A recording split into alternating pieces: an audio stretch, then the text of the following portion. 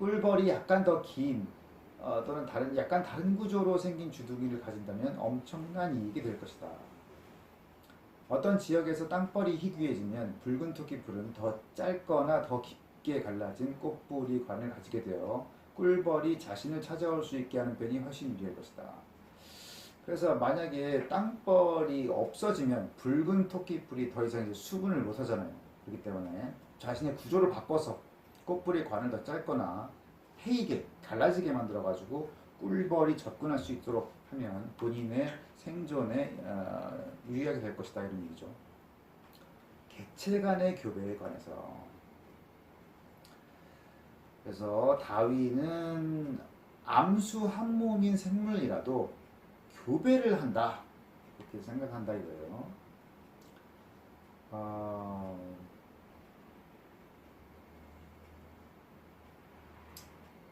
그래서 이제 서로 다른 변종들 사이 아니면 동일한 변종이지만 혈통이 다른 객체 사이에 이루어지는 교배가 자손에게 활력과 생식 능력을 제공한다. 그렇지만 근현종 간의 교잡은 활력과 생식 능력을 감소시킨다는 사실을 알 수가 있다라고 했어요. 그러니까 이제 다양한 그런 쪽으로 이제 수정이 이루어지면 자손이 활력을 얻게 되지만 같은 것끼리 계속 시키면은 활력이 줄어든다. 우리가 뭐 일반적으로 요새는 다 알고 있는 상식이죠. 어떤 식물의 경우에 수술이 갑자기 암술 쪽으로 구부러지거나 천천히 차례차례 암술 쪽으로 이동하는데 이러한 놀라운 능력은 단순히 자가 수정이 확실히 일어나도록 하기 위해 적용된 것으로 보인다. 그래서 수술이 암술 쪽으로 이렇게 간다라고 하면은 이게 자가 수정을 위한 거구나라고 우리가 생각을 하게 되죠.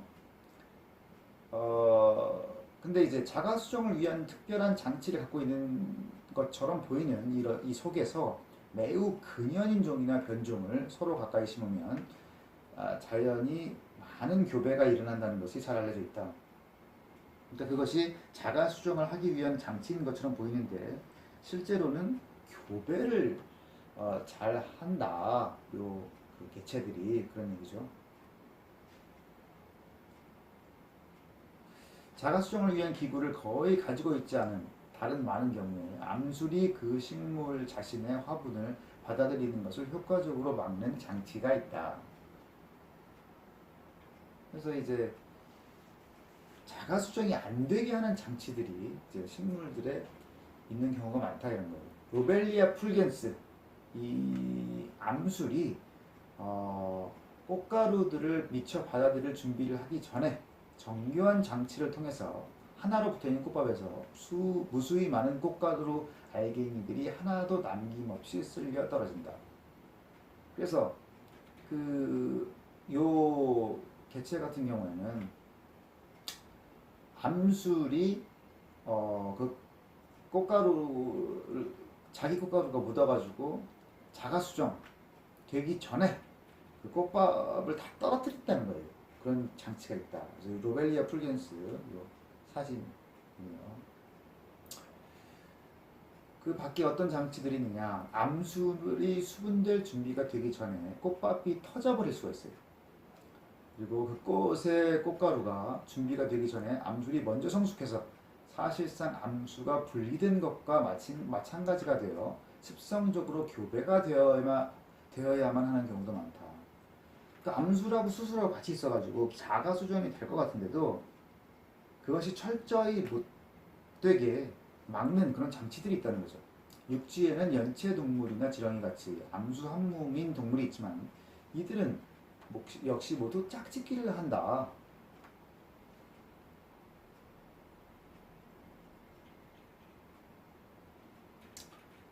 그래서 뭐 식물 같은 거는 곤충이나 바람 같은 것들이 수분을 도와주는데 육상동물들끼리는 뭐 그런 게 없죠. 누가 매개체가 없죠. 그래서 교미를 하는 것방 외에는 교배가 일어날 방법이 없다.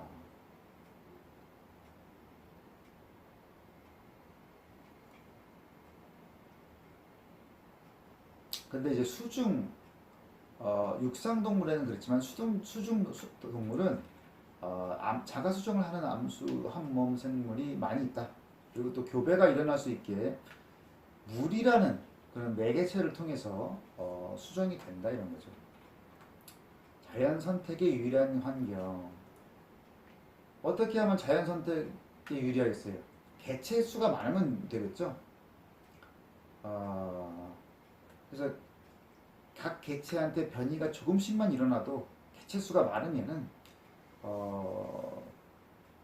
그 변이가 일어날 기회가 많기 때문에 그런 이제 확률이 보충이 된다.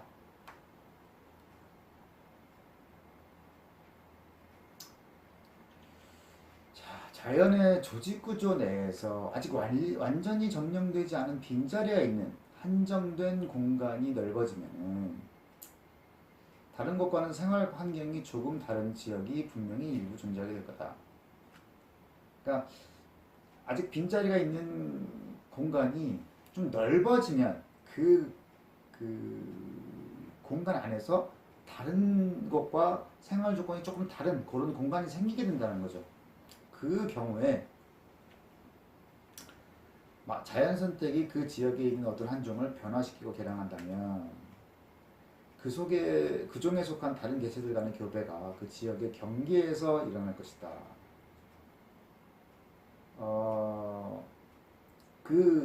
그렇게 해서 생긴 조금 다른 공간 여기에 어떤 한 종이 변화가 돼요. 그러면 그 공간의 주위에서는 다른 종에 속한 개체들 간의 교배가 일어날 것이다. 자, 그래서 교배는 새끼를 낳기 위한 목적으로 짝짓기를 하는 동물, 그 다음에 많이 돌아다니는 동물, 그리고 번식이 매우 빠른 속도로 일어나지 않는 동물에 대해 가장 큰 영향을 미칠 것이다. 그런 얘기죠. 자, 그리고 격리가 또 자연선택 과정에서 중요한 요소다. 근데 이제 격리된 지역이 장벽으로 둘러싸이거나 특수한 물리적 조건 아래 놓임으로써 매우 좁을 경우에는 필연적으로 그곳에서 생존하는 총 개체 수 또한 적을 것이다. 격리된 공간이 좁으면 그렇겠죠. 새로운 종의 탄생에 격리가 상당히 중요한 요소라고 이제 다윈이 생각한다 이거예요. 그렇지만 지역의 크기가 얼마나 큰지가 더 중요한 요소다라는 생각을 또 한다 이거죠.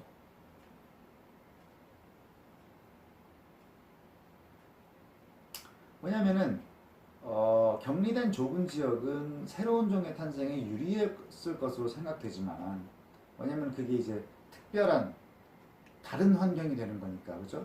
근데 변화의 과정은 일반적으로 넓은 지역에서 보다 빠르게 일어났을 것이다. 그래서 장단점이 있다라는 거예요. 그래서 넓은 지역에서는 뭐 경쟁이 많이 이루어지고 뭔가 또 좀 환경의 다양성이나 경쟁자들의 다양성, 뭐 천적의 다양성 이런 것 때문에 변이가 또 빠르게 일어났을 것이다라는 얘기죠. 그리고 작은 섬에서는 생존 투쟁이 그리 심하지 않아서 변화가 적게 일어나고 멸절되는 경우도 별로 없다. 그래서 어느 정도 보호가 된다는 얘기죠.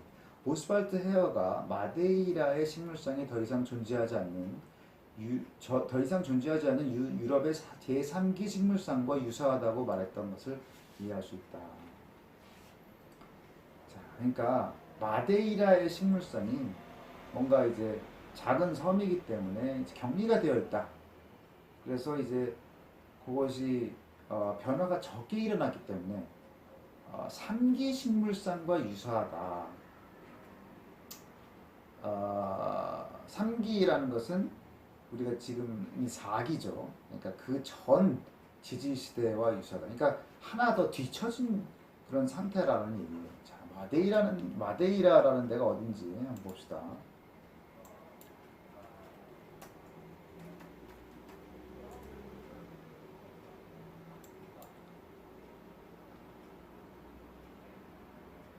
마데이라라고 보면은 그 섬인데 스페인하고 뭐 여기 아프리카 그래서 이쪽에 있는 섬이에요. 좀 격리돼 있죠. 그래서 이게 유럽의 3기 식물성과 비슷하다. 3기라는 것이 어떤 것이냐? 그럼 지금 우리가 이제 이 신생대인데, 신생대. 근데 그 4기예요 지금이. 근데 3기 그 시절. 예? 그래서 3기가 이 뭐 여기서부터 이렇게 쭉 있는데, 요때 식물상, 그러니까 아주 옛날이죠. 그때 식물상하고 더 비슷하다. 마데이라의 식물상이 그런 얘기를 하고 있어요. 그래서 격리된 작은 지역은 변화가 적다 이 얘기를 하고 있는 거예요. 그리고 또 담수 생물상들 사이의 경쟁은 다른 지역에서의 경쟁에 비해 덜 심할 것이다. 그리고 새로운 형태들은 훨씬 더 천천히 형성되고 오래된 형태들은 더 천천히 멸절할 것이다. 그래서 담수에서는 조금 변화가 느리다라는 거예요. 그래서 이제 그거를 보면은 담수에서는 우세했던 목의 일부 잔존 생물인 경린 어류 7가지 속을 발견할 수 있고, 또한 오리 너구리나 레피도시렌 이런 것들처럼 현재 세계에서 가장 희한한 생물이라고 알려진 것들도 발견할 수 있다. 그래서 옛날 어떤 생물상을 볼 수가 있다라는 건데, 그게 담수에서 그렇다라는 거예요. 그래서 담수에서는 변화가 느리다라는 것을 얘기를 하고 있는 거고, 경린어류라는 것은 비늘이 단단하다 이런 어류라는 거예요. 그래서 철갑상어나 동갈치 이런 것들처럼 피부가 단단한 비늘로 덮여 있는 물고기여서 이제 옛날 생물상이 아직까지 살고 있는 거죠. 그리고 또 오리너구리 좀 희한하게 생긴, 그리고 레피도시렌, 이것은 이제 페어목에 속하는 담수어로 겉모양이 장어와 비슷하다 이렇게 건데, 이런 것들이 담수에서 발견된다라는 거예요. 그래서 철갑상어, 동갈치 이런 것들이 이제 경린어류, 그 비늘이 단단한 어류다. 옛날 생물상이라는 거예요. 아직까지 있지만. 그다음 오리너구리, 희한하게 생긴 이런 동물들, 레피도시렌, 그래서 이런 이것도 옛날 의 어류 형태가 아직까지 담수에서 살고 있다. 형질 분기. 자,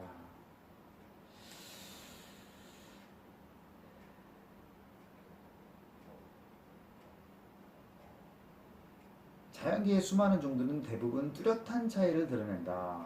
근데 나중에 뚜렷한 특징을 가지게 될 종의 조상이면서 가상적 원형이라고 할 수 있는 변종은 뚜렷하지 않고 경미한 차이를 나타낸다. 그러니까 이게 뭐냐면, 변화라는 것이 가면 갈수록 심해진다는 거예요. 왜? 분기가 되니까 나뭇가지가 나누어서 이제 자라나듯이.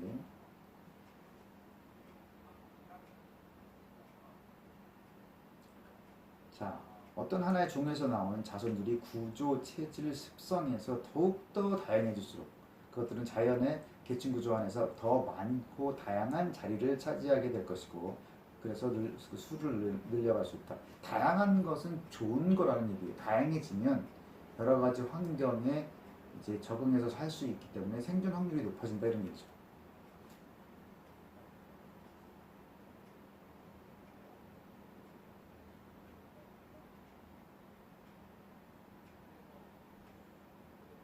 그래서 이제 오래전부터 서식해서 어떤 지역에 수용할 수 있는 평균 개체수에 도달했다. 그런 이제 육식동물의 경우에서 그 동물이 이제 변이하는 자손들이 현재 다른 동물에 의해 점령된 자리를 차지함으로써만 개체수를 늘리는 데 성공할 수 있을 것이다.